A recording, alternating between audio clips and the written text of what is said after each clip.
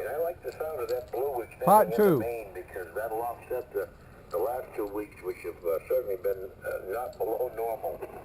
Anyway, we did make it to just under 74 degrees today, but we have to round it up to 74 because it was 73.6. And the low this morning was 56. And I guess we had some upper 40s and low 50s around my neck of the woods when you get down in the low spots. The dew point right now, 52 degrees. Just a classic New England day with scattered clouds to partly cloudy most of the day and a nice northwesterly breeze of around 10 to 15 miles an hour. And boy, what a difference from a couple of days ago, that's for sure. Well, Dan, I was reading your email while you and Rick were in the pre-net there, and Roger, on everything you found, seeing the same resistance in both directions on a diode is never, ever a good thing. And as Rick put it, it's kind of a Mickey Mouse way to accomplish what they did, but I don't know how else to describe it. I know you probably saw in my letter that I thought that was kind of an unusual lash up the way they did it there. But it's also odd that you had it working in the low speed, but before you put everything firmly back together there, now it isn't working. Unless that's when the diode chose to fail, but I'd probably do a little more checking on that if I were you, to go back and check your connections. If it was working before, I would think it would be now. But something tells me that diode was probably not working before, and now it's definitely not working. So if Rick is right, and that's used to half the motor speed, that's a flaky way to do it, and that may be why you have no low speed now, because that diode is obviously defective. Anyway, enough rambling about that, I guess. I'll wait and see what you say on the next go-around. My accomplishments here today was That does have an adjustment on it. Yep. Up to the second house there. I'll clean that up. I got some trouble. I don't know, my albatross, I guess. I had to mow the lawn again today. Did some weed killing up there.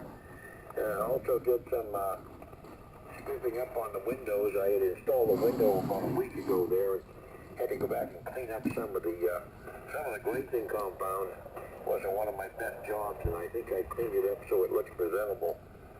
And also did some hoeing out in the storage shed. And the good news is the daughter-in-law is going to be up this weekend, and she's finally taking all of her worldly possessions out with her. That'll totally vacate the premises there. And then the wife and I can get on to hopefully moving the thing before winter sets in. That's it for the first go-around. Looking forward to hearing from Bob and Lee down there, wherever they're set up. And I don't know what happened around 7 o'clock, but it's like the atmosphere just turned on, because I could barely hear Rick when he first came in. And right in the middle of one of his transmissions, it's like he keyed up a linear. And Chuck, you were the same way when I first heard you take the net. And then all of a sudden, boom, you were right up there too. So unless you guys have turned heaters on there, somebody turned on the switch upstairs, I guess. Back to you, Chuck, K1WTX. Alrighty, K1WTX. Round the Cracker Barrel, WB2, ULV returning. Jerry, why would I say my super accurate?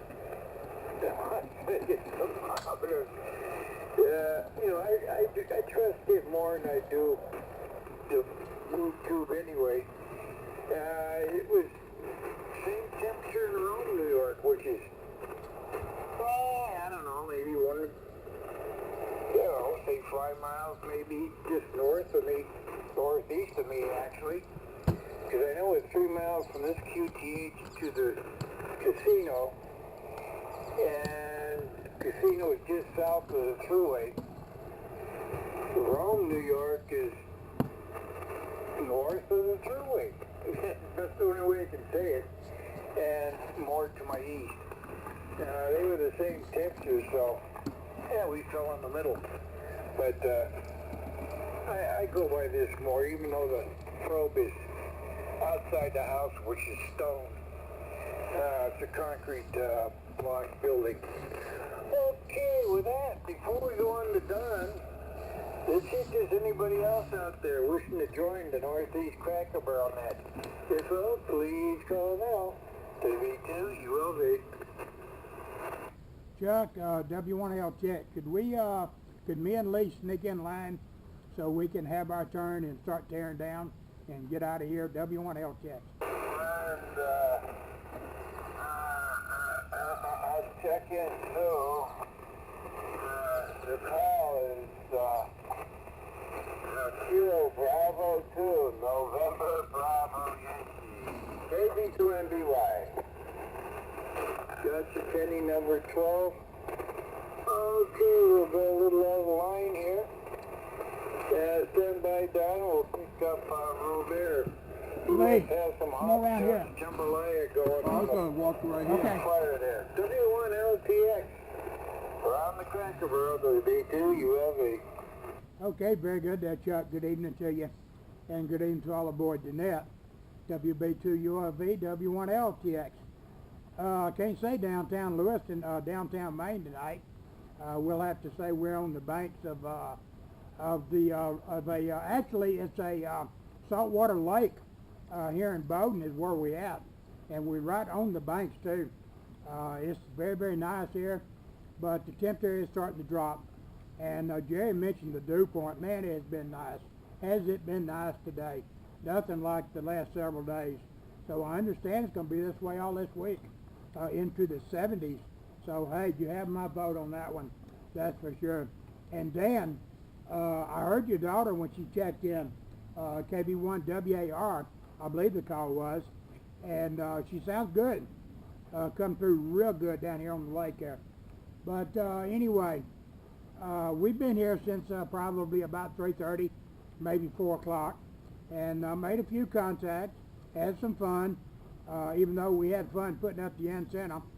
Lee and I both tried to get the rope up in the tree, and we kept missing. So Lee finally, he said, one more try.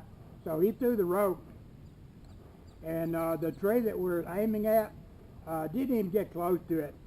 It got in another tree there somewhere in another zip code. But anyway, we did get it up. So we were operating off a 100-foot wire going into that 9-to-1 balance. So it's doing us a good job, doing us a real good job. And where we're at is down at Mark's location, N1JIM here in Bowdoin. He's got a nice place down here, right here on the lake. He's got a lot of picnic tables, got a little cabin, and has all sorts of stuff here that you could actually come down and play radio for the day. You could come down for the weekend. So it's a very, very nice place. But anyway, let me see something else. Oh yeah, we've got an ICOM 735 here that we're going to bring to the house. Lee's going to take a look at it, clean it up, and see if it'll get it to working there. We tried to work it. I had Jerry on the air on 3921, and it's out of calibration. It's out of calibration bad, so it just needs some work done to it. It probably is just a hopeless cause because it's been up on a shelf for probably 15, 20 years. So it's probably pretty much a hopeless case. But anyway, we'll just have to see. Anyway, Chuck, that's it. I'll say 73, and hope to catch everybody tomorrow night at the QTH. So I'm going to turn the mic over to Lee. W1LTX.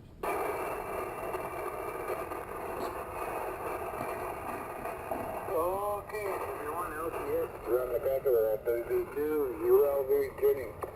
Okay, well, it sounds like you're having a lot of fun down there, so we'll let you hand it over to Lee, and we'll pick up Lee. W1, LWT, Cornwall, WB2, ULV.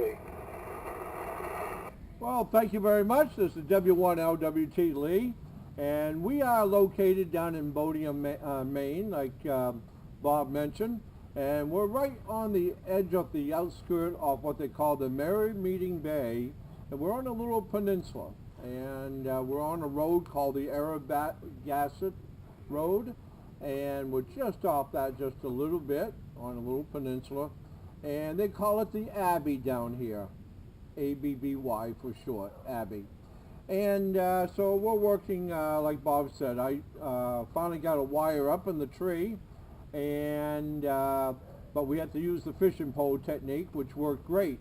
Got it up and over the tree, over 50 feet up in the air, using speaker wire, number 16 gauge, and then we closed off the ends, so electrical length will be 100 feet, whereas physical length is only 50 feet.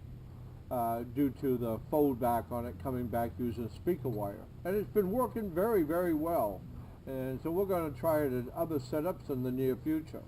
And then using the Ultramax connected to it. And we have several videos, and so you can check them out. Anybody that uses Facebook, it will be K1AOM. And at the same time, you can also look them out, newer posted ones on YouTube using my call, W1LWT, and you'll see some new videos that I'll be posting of the different adventures we've been going out for mini nights. And but very good. We have high tide here.